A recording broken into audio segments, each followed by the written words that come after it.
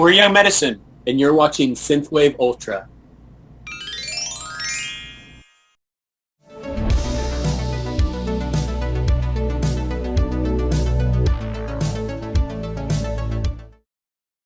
Combining screamo intensity, pop rock hooks and harmonies, and slick synthwave production, the self-proclaimed synthy boys from the future have shown that hard rock and synths are always a winning combination.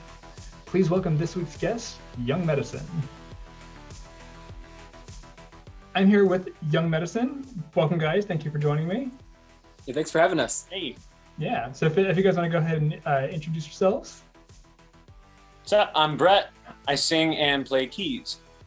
I'm Michael. I play the drums. I'm Josh, and I play guitar and I sing. Nice.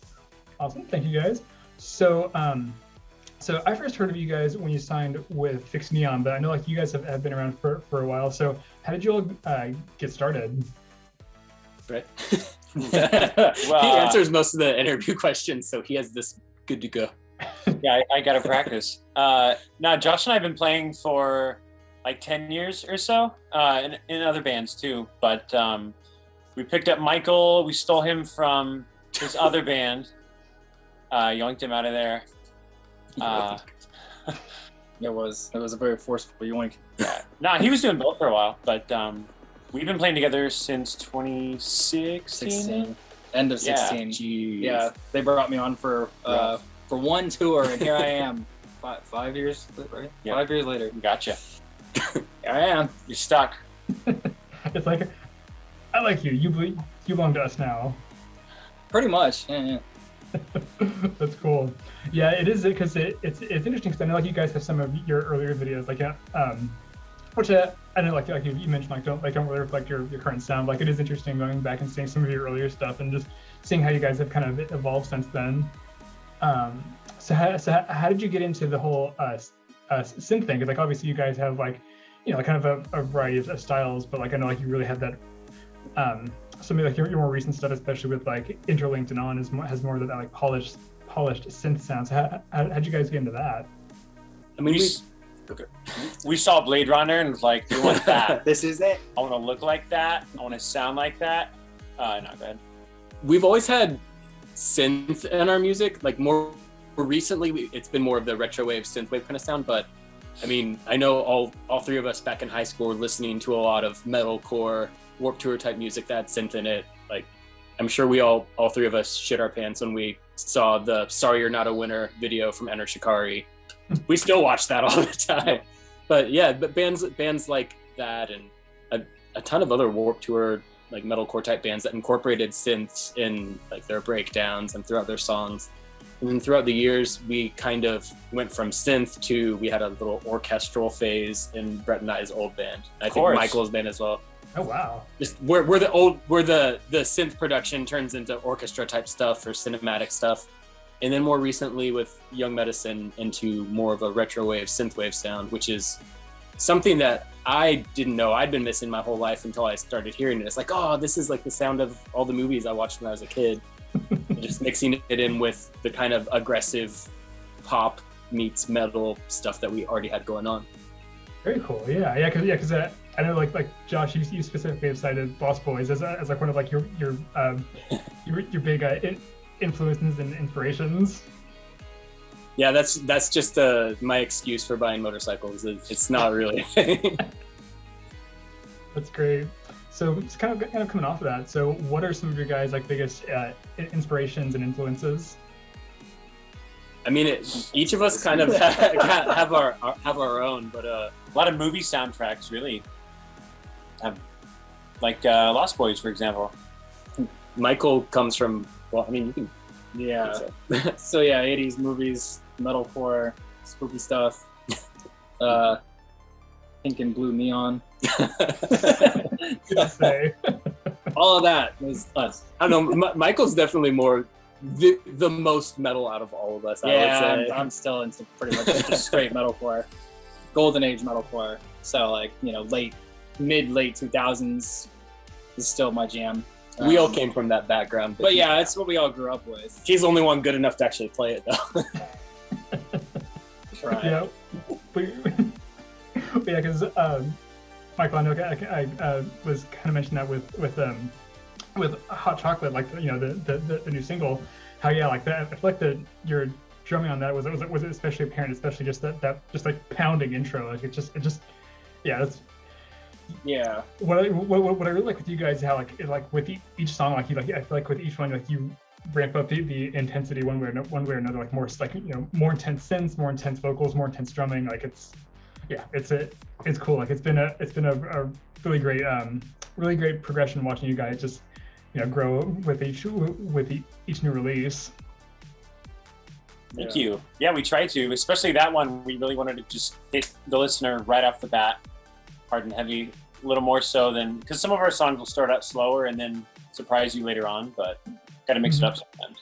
I think we've gotten more comfortable writing with just the three of us too, because when they brought me on, a lot of the stuff was already written, so I was kind of just learning what they had already. And now at this point, we're really just starting everything from scratch. So, and we're really comfortable with just the three of us, and maybe a little extra production after the fact. But it's really just us, and I think we're at a good comfy point. It's definitely nice to have an actual drummer's influence throughout the song for the drum parts versus Brett and I. Like we have a pretty good grasp of what we would want the drums to do and what we'd want the song to do, but we don't have. We started out, it was just us doing it, the whole thing. But now when we can show Michael our ideas, and then he records some stuff and gives us new stuff as well, new ideas to throw in, or things that we wouldn't have normally thought of because we're not drummers. Right. No matter how many drum parts we can write, we don't write them the way that he would play them live. Yeah, for sure. Because I think that's one of the things that I've found is really interesting with a lot of synthwave artists is that like they'll do a lot of it themselves, or they'll have like a session drummer or like a live drummer. So having somebody who's like a dedicated drummer, I'm sure that brings that extra new dimension of just like sound and skill with it. Yeah, definitely. Yeah. So I know one of the big things you guys have been doing are a lot of your videos. Like you did that video for Winter Soldier. I feel like you've done some other ones as well. So, so tell me about that, like kind of like the process behind some of those. That's mostly a me kind of thing. Though we have a lot more video ideas than we actually end up shooting, and we're working on one hopefully very soon for Hot Chocolate. But it's such a time sink to get started, get everything set up, film it, get it edited. And Winter Soldier, we got lucky because I work for a production company that kind of helped me out building a rain machine. Like we had actual like water falling on us for, what was it, like 10 hours shoot. It was all night. Oh man. All night.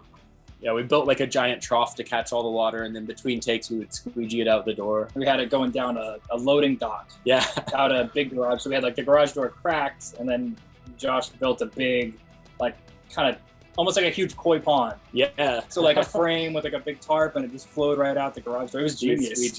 Yeah. But it was long and cold. I think our plan was to start shooting around 6 p.m. and finish around midnight or something. We ended up starting shooting around 11 p.m. and finishing around 9 a.m. Oh my god! Oh yeah. I feel like stuff like that always it always turns out that way, because like I know I've had maybe not something of that scale, but I've had projects like that where it's like it's fine. I'll start at 9 and I'll be done by 11 or so, and I don't get started till like 11:30. Yeah. I feel like that's most of our shoots. I mean, you just kind of have to expect that at this point. Always takes longer. Yeah, it's like when I tell them when I'm going to have something done, they can expect it about half a year after. Add a couple months on. Yeah. They're good about it. It's mostly. Well, now we know. Like you said, now we know we just have to tack on a couple months. Mm-hmm. Yeah, it's funny too. I remember. I think you guys posted some behind the scenes stuff for the Winter Soldier video where squeegeeing it, just like it's like, oh yeah, just like squeegee Josh out the door. Yep. That was it. That's cool. So you guys are signed to FiXT Neon. So how is it? How has that been? Because I've talked to some other folks who have worked with them. Like obviously I know like we know like Travis and Sammy who work with them. But yeah, how's it been for you guys? Good so far. Yeah. All of the label horror stories that we've heard throughout our life do not really apply, which is surprising but awesome. Yeah. Like as far as creative control and stuff, the most we've ever had from them as far as like a pushback against us is like, would you be interested in maybe trying this if it's okay with you? It's like, yeah. They're super nice about it and cool about our creative direction. Lots of communication open. I know a lot of labels. Some bands I know that they might hear from them once a month if they're lucky, but there's not a constant dialogue going on. We don't always talk to them every day, but like if we wanted to, they would be there to talk to us if we needed it. Nice. And it's not like a label where it's like, oh, they own you and tell you what to do and yada yada, like you think with like a big label. So it's nice that it's artist owned and they know how it is. So they're more there to help us. They definitely work with us. Work with us rather than tell us what to do. So it's nice. It's really nice. They definitely care about the music itself. I remember the first time we went out and met people from the label, we were hanging out with like Clayton and James and a few other label artists. I think the Annex was there, Bad Dreamers was there, and we all went out to like a label dinner and then Clayton's house. And his big studio building was in process, but we ended up going up to his like studio room that he already had built. And everyone just sat down and he listened through like all the artists' songs in progress and was like just not talking at all throughout the songs, just giving kind of like critiques and feedback. Just we all took turns. It was kind of cool. Yeah, just listening party. They care about the music, which is really cool. It doesn't feel like more so like a business, like a big business that you would think of with labels, you know. Small team, but all of them work really hard. Yeah, every day. Yeah. Yeah, very cool. I mean, that's awesome to hear, because I mean, like you said, like I know a lot of the times you'll hear just horror stories about labels just being just crappy about like like forcing deadlines and stuff like that. So yeah, that's really cool that they're like so artist friendly like that. And we do have deadlines, but that's good because then it keeps us. Yeah. It keeps us. We need them. Yeah. It keeps us working and cranking stuff out, so it is good. Yeah. No, that's great. So kind of along those lines, so you guys have been pretty consistently releasing singles last few months. I mean, the most recent of which is Hot Chocolate. You also done, oh my God, I'm blanking. Like Winter Soldier, obviously, and I'm blanking on the third one. So we have Lesson in Futility and Ignorance Adrift. There you go. I forgot we released that many. Yeah. As much as I'm active on Joel's Discord, you think I would know that off the top of my head? Oh man, but yeah. So how has that process been going, like with like singles and the new album and all that? Good. We've got we always have a ton of ideas just in the back catalog ready to work on, and we're always making more. So a lot of us just once we finish one, we can move on to the next thing and just keep it going. We usually have one finished and kind of submitted to the label, like in the pocket, like a month kind of behind. You know what I mean? Yeah. Like, so we'll release one, and they already have the next one kind of in getting ready to release. Yeah, and then we already have another one that we're recording or working on. So there's usually like we have one released, one submitted, and then one that we're recording. So it's kind of just a continuous flow. Because I think, what do they want? One like every month, every other month? I think they would love to have one every month, but it's usually just a little bit more than that. I think every month and a half or something. Yeah, that's interesting too, because I've heard like I think that's like I don't know if it's like specific to FiXT Neon, but I know that seems to be kind of the thing where like you'll release a handful of singles like every month, maybe like fairly regularly leading up to the albums. That way, like it keeps you fresh in people's minds. Yeah, and I think a lot of that is just the result of the way music is consumed now via streaming services. Their algorithms and stuff work better with rapid single releases as opposed to a chunk of songs once every 2 years or something. Yeah, they heavily reward constant releases and just singles in general versus an album release. That's how you gotta work it now. It's really cool, but it's also annoying because like I love the idea of releasing a whole album, and looking back on all of our favorite music from when we were growing up and stuff, we have albums that we love. And I personally don't really remember listening to singles from them too much. There would Maybe be, a like, few. One, maybe Yeah. two, like a Yeah. month before the album came out. Like, Yeah. You know what I mean? But yeah, now it's like 6 singles that are also on the album Yeah. that comes out with like a couple, I don't want to say filler tracks, but Right. like, there's a couple more tracks, but like Album they tracks. they already came out with all the best ones. And it would be cool to release a full album, like With nothing epic, like, prior. you know, it's the album experience like back in the day. But at the same time, I really do love giving each song a full like push, because each song, we do try really hard with every single thing we create. So Each one It gets is art, nice each one for- gets its own, it is nice for each one marketing to, promo. get its own art and aesthetic and Mhm. like attention Yeah. given to it, you know? So, I mean, they will all be on an album eventually, I'm sure. Like Yeah. Winter Soldier, all the way through what we're releasing now and in the future are probably going to be album 2, full length 2, yeah. But I like and dislike the way that things are these days. But it's just how it is. it is, yeah. People's attention Yeah. span is so short; they just want a constant stream of stuff. So social media and everything, you know. Competing with all the other artists out there as well. Yeah. For attention. So it's more than ever. So Yeah. many.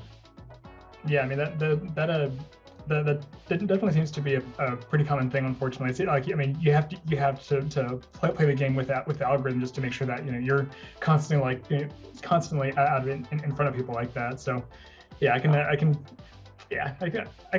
understand where you're coming from on that. Yeah, it's kind of brutal. Like, you don't release a song for 2 months and then you see your monthly listeners count start to fall. And your monthly listeners count starts to fall. You might not get the booking agent you want, or you might not get the tour you want, or the sponsorship you want. It's all tied together. So you Yes. really just have to keep on playing it. So many things outside of the streaming world rely on your streaming numbers, or like base their decisions off of it, whether or not they want to work with you or how they want to work with you. Yeah. So it's really weird.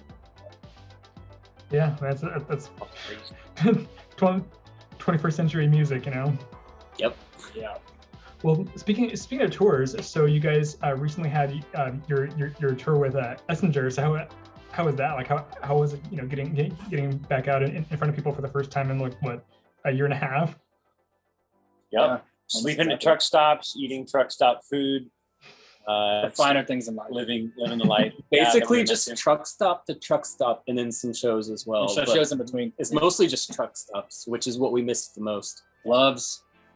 Yep. Pilot. Oh, yep. Pilot, Yeah, but loves.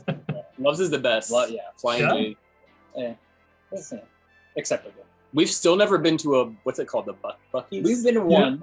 We've been to one. Okay, I was just At least just gonna one. say, if you guys have been to the South or been to Texas, I'm sure like you have to stop up at the It was- Buc-ee's it because was- we went to Definitely Texas seen their and signs. Must Yeah. have been. Because, I yeah, saw them. We went through Texas to El Paso, I New think. Orleans and then over to just like the panhandle of Florida. And we definitely stopped in that little spring somewhere. I remember because Okay. it was huge and we're like, I don't know why I don't remember yeah, that. because it was probably Really middle of the sweet. night. And, yeah, just stumble in, just like yeah, food.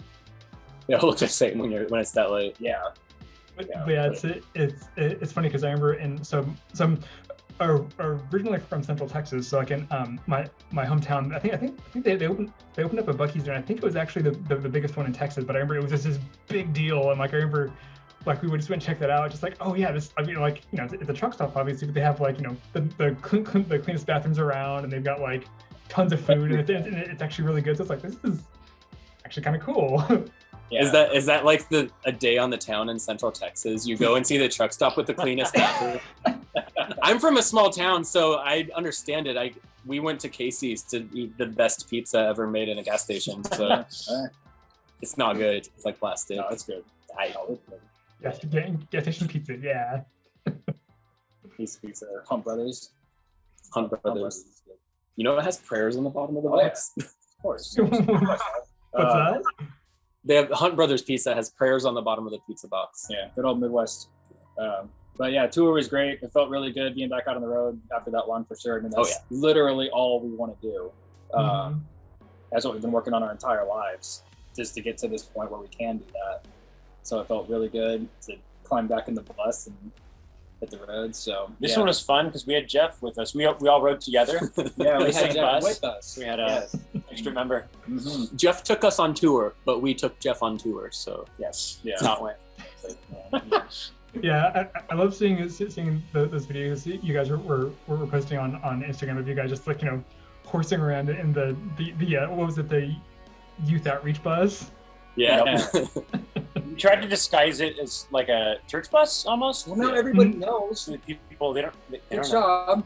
So that they don't think that there's music here inside to try and rob it, because we're always afraid of that too. You never know when someone's gonna come and try to check your car, see if it's unlocked or whatever. Yeah. Oh yeah. So we're always trying to be careful. Vans and buses and trailers notorious for getting broken into on tours. So either that or label it like it's like an exterminator design or something on the side, so people just ignore it. Yeah, just exterminate.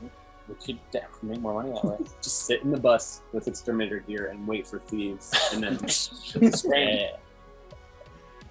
And of course, now that just said that, I'm just imagining you guys driving around in Dale Gribble's Bugabego with the big dead bug on the big. Yeah. We should get one of those. I'm thinking of like the Zappum truck from Men in Black. Yeah. Yeah. We used to have thing that popped into my roaches head. everywhere. We used to have a little skeleton like masthead on the front of our old tour van. 6 skeletal. Yes, 6 skeletal. That's cool. With our unofficial mascot. Nice. If we put a new one on the bus, it wouldn't really look like a church bus. We should get a Jesus. Yeah, Jesus doing the Titanic pose. He's just flying on the front of the bus. Yeah. That's awesome. But I did like that too. I mean, you know, not that they're like, hopefully the people watching this wouldn't be the kind of be like, ooh, I know what this actually is, and still your stuff. But like, I did think it was cool how it's like youth outreach, and but it had your little drop logo on it. It's like, yeah, that way if someone actually knows us randomly, then they'll see the dot and they'll be like, ooh. No, yeah.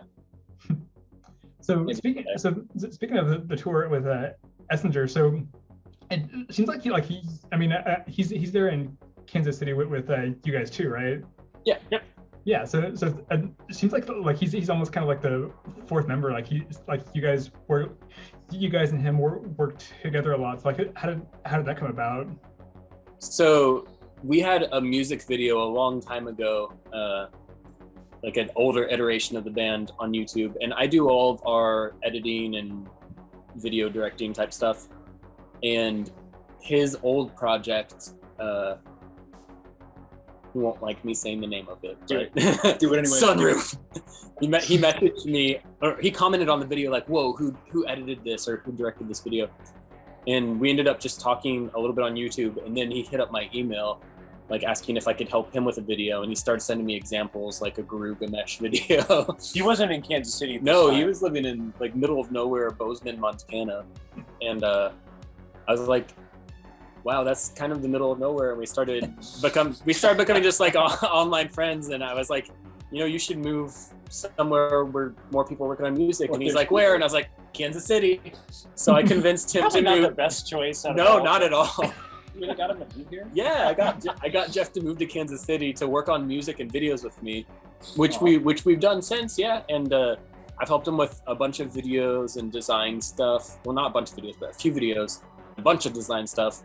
And then he's helped with extra synth production here and there. And then together. Yeah, on Interlinked, he did a few songs of extra synth production, helped on Winter Soldier and some newer stuff. And I was in one of his music videos too. Yeah, Brett was the Grim Reaper in the After Dark video. That's cool. Yeah, that's what I remember that, because I remember seeing, because I remember watching that, and like I forgot who pointed it out, but I remember seeing like you can see like the Young Medicine drop logo on like some of the buildings. And There's a few of them there. Yeah. Somebody's like, oh yeah, and by the way, Brett is the Grim Reaper stalking. It's like that's super cool. They needed someone taller to put on the mask. No, that's super cool that like, you know, it seems like you guys have that good working relationship. I mean, like, I know you guys did that awesome Lost Boys collaboration. Yeah. And the poster, I think the photo shoot was its own. Oh, yeah, The creation of itself. that was fun. Mhm. Mentioned Tearing Up My Heart. Though. Oh yeah, Jeff plays the professor in our old Tearing Up My Forgot about Heart that. video. Oh yeah, that's right. That's right. I forgot about that. Yeah. Like I remember finding that, like, it's just like you guys doing like in sync and like boy band covers like that. It actually works really well because it's funny because like remember when like in sync and Backstreet Boys, like when those were at their height, I was like maybe like I don't know 14, 15 years old, and I was like boy bands, whatever, it's dumb. But now like as an adult, it's like now I can actually like appreciate like the production and musicianship behind them. It's actually pretty cool. So like seeing your guys' take on that with like your like really distinct slick style, like I think that works really well. We've talked about doing another one someday. Oh, yeah. I'm not quite sure which band or song. We kind of just also halfway do that because people would like talk shit on us and call us a boy band. Yeah. And so we're like, all right, you know what? There's worse things to be made You fun of want us for. to I'll be a take boy that. band? We'll be a boy band. Here you go. I don't know if the labels noticed it yet, but they wrote this super long bio for us with like the list of accomplishments and like this sound and this sound and this sound, and it was like our Spotify bio, and I was like, I get it for pitching. Seems a little bit pretentious on our Spotify, so I went in and I changed it, and it just says synthrock boy band ? Kinda. That's our Spotify bio. Kinda. All you need to know about us. Well, yeah, Matt. I mean that. I do like that too. I mean, you guys do have kind of a sense of humor about yourselves, because like, what is that? I think it's on your Facebook page. It's a Synthy Boys from the Future. I did that one. Yeah. It's our music itself might be serious, but like everything outside of that, I figured we can just have fun with. A lot of bands probably take themselves a little too seriously, so we don't want to.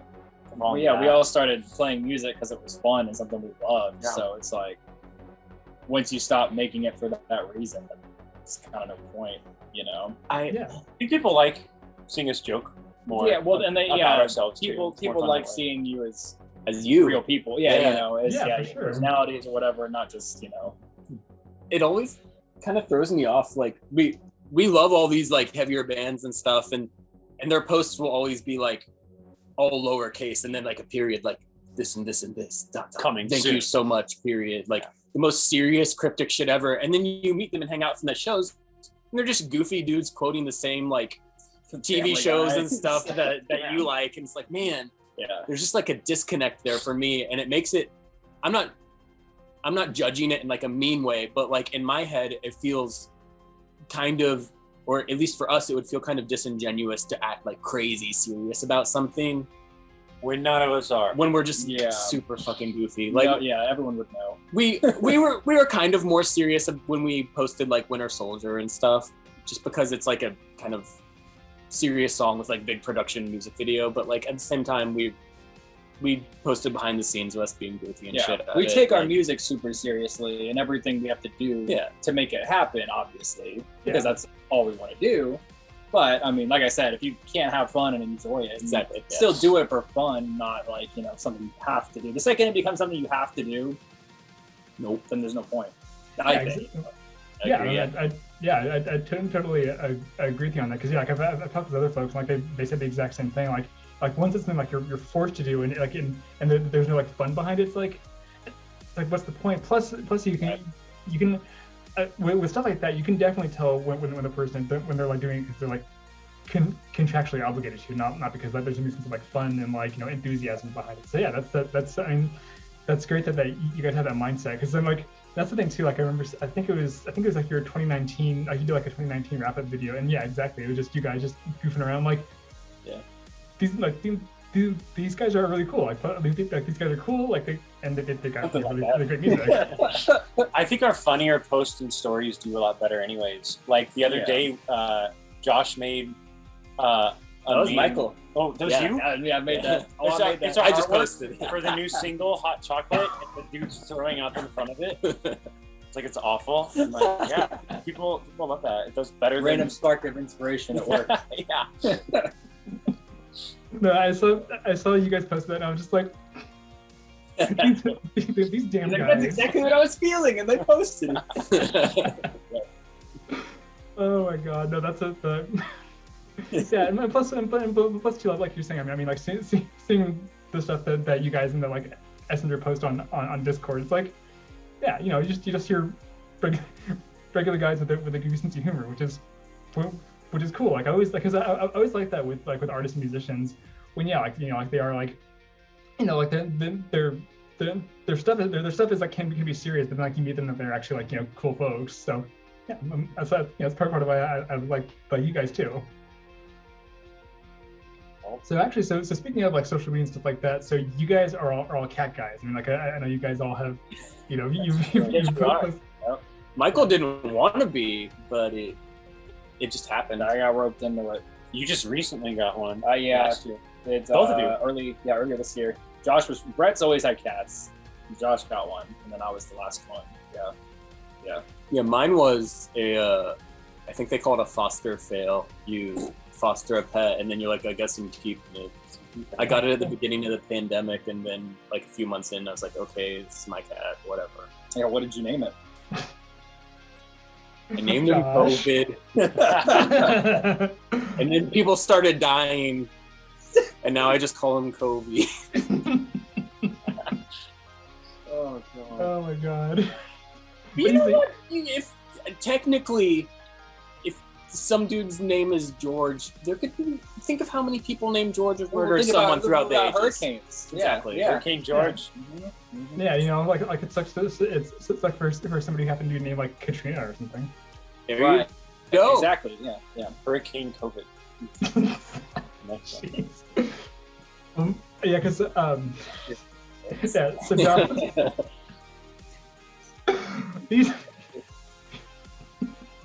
Well, Michael was super allergic because I remember I am. not just to cats, but just like animal fur, Ever, right? Oh no. So I remember Animals and environment. when we were What's your cat? when we were at a music conference in LA, like the Anaheim area, I guess actually. That was our first one. Yeah, we stayed at an Airbnb that was really nice, but Michael was like, I think they had a dog here sometime in the past decade because Oh, no. Yeah, and then it was like a couple who lived in the same apartment building, and they just like moved in together upstairs, and they come down to just like say hey or whatever, and there's like two massive, super hairy dogs with them. So Oh no. that was our first NAMM experience, so I was just dying every night. So I spent a lot of time outside, which is nice. It's fine. It's Southern California. It's not. Yeah. It's not terrible. Yeah. But we got a hairless cat. So I have a hairless cat. And it's not as bad. I got used to it pretty quick, fortunately. It's pretty cool, but definitely kind of freaky. Well, yeah. I was gonna say because I've seen you post pictures of him online because he's the goblin. Yeah, pretty much. Yeah, Goblin. You've seen Lord of the Rings. You've seen my cat. Brett, what about you? I have 4 cats. Oh dang. Yeah, I just got a brand new one. Yeah, I just got a little kitten. Aw. Found her on my mom's farm out in the middle of nowhere. Just was walking around outside, visiting for the weekend, and heard a little cry from the bushes. And she pretty underfed. I think she'd been on her own for a while. I don't know if something happened to her mom or someone dropped them. People drop off kittens in the middle of nowhere. They don't want them sometimes. That happens too. But took her to the vet and got her shots. But we fed her enough and she's healthy. Didn't have any ticks or fleas or any diseases or anything. Just itty bitty kitten. So now got 4 cats. Oh wow. Yeah. Wow. No, that's cool. Yeah, because my wife and I have a dog and a cat. But I mean, I always grew up. I think at one point, I'm trying to think. I think at one point we had 6 or 7 cats at my house. Just because cats would basically just show up on our front porch and we couldn't bear to turn them away. So it's like you belong to us now. Yeah. Well, cool. Well, so you guys have so you got the new singles and albums in the works. So what else is next for Young Medicine? We got another single after that. And another after that. Almost forgot about. Yeah, And then probably a few more after that one. We're just ready to get back out on the road. Yeah, we have a kind of a mini tour type announcement.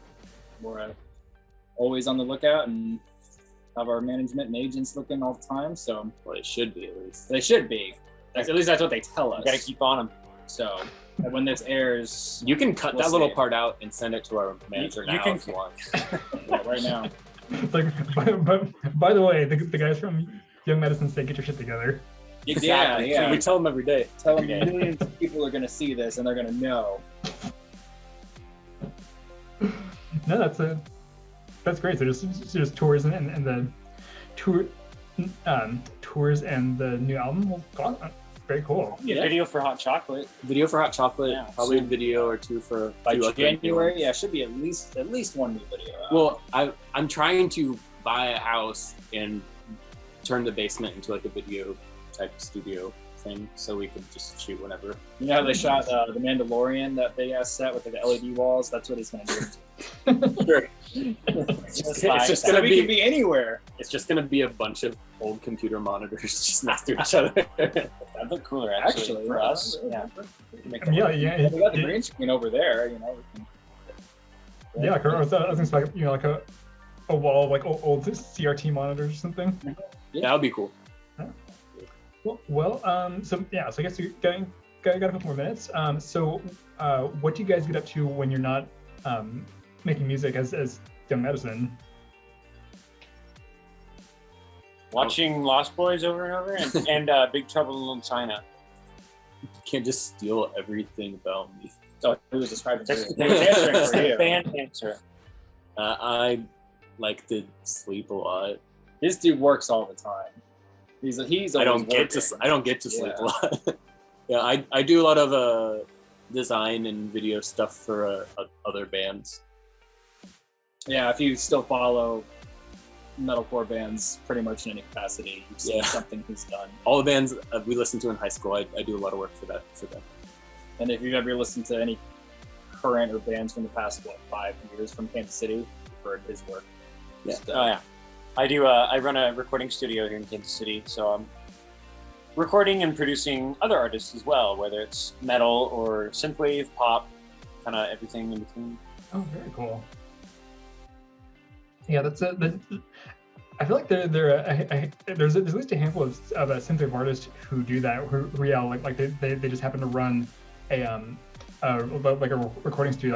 Like if you guys have heard of Immortal Girlfriend, the Bush Brothers in Milwaukee. I think they like run a recording studio up there, and also happen to do their own stuff as well. Nice. Yep, same thing. It's nice when you can do both, work with other people, but also like it helps you work on your own stuff as well. Not having to go to a studio to make music, it's just like you have a studio. Yeah. So that's a good point. If people don't know, we're pretty self-contained. Record all of our visual work and everything is pretty much done Merch right here. Yeah, merch. and lights. He's now Lights, our new lighting guy. Yeah. Oh, cool. Yeah, I took on our lighting show for our last tour, so it was my first go at programming lights, and I actually really enjoyed it. It was a big learning curve for me, and it was fun. So I'm definitely going to keep doing that. So yeah, we're anything you see visually or hear from us is pretty much Just us. 90% in-house. Because like we said, sometimes the labels like will run it by just some external producer at the very end just to get their take on it or whatever. But pretty much everything you hear or see from us is done. Yeah, very cool. It's always cool whenever you hear about that with artists where like it's very like DIY and like they do it all themselves. Like I mean that's one of the things that I really like about like synthwave and like the synthwave community is that like DIY aspect of it. Yeah. All right, cool. Well, was there anything else that you guys wanted to add or promote or anything like that? I don't know what we'll be wanting to promote in January. Listen to the new single that's Listen out right to the now. new single. Listen to the brand new single, whatever it may be. Please come see us live. Come see us at our next show. We are all alive and well. I hope that ages. I die in the next tour. Did not age well. That'll be just really cool for him to have if we do all that. That's Yeah. true. Yeah. If something happens to us, you have to release this. Yeah. Even better. Absolutely. And at the very end, and more. Oh. Oh my god. Make sure all of our gravestones have the Instagram verified checkmark, please. We didn't put that in our wills yet, so you're the only one that knows about it. But now you have it recorded. This is Yeah, yeah, there you go. It's all on record now. This is pretty much my will. I don't think I have one. All right, you guys. Well, Young Medicine, Brett, Michael, and Josh, thank you very much for joining me this evening. Thank you. Thanks for having Thanks for us. having us. Yeah. And so we'll see you guys next time, and we'll definitely be on the lookout for you guys on tour, a new single and video. So yeah. Sounds good. Thank you so much for having us. Thanks for watching. That was my conversation with Brett, Michael, and Josh of Young Medicine. Be sure to check them out on Bandcamp, Spotify, and more, and follow them on Twitter, Instagram, and Facebook. You can follow me on Twitter and Instagram at @PatrickKingArt. Make sure to check out the Synthwave Ultra playlist on Spotify for tons and tons of synthwave of every kind. Don't forget to like this video, leave a comment, and subscribe to this channel for more great synthwave conversations. Thanks again, and we'll see you next time on Synthwave Ultra.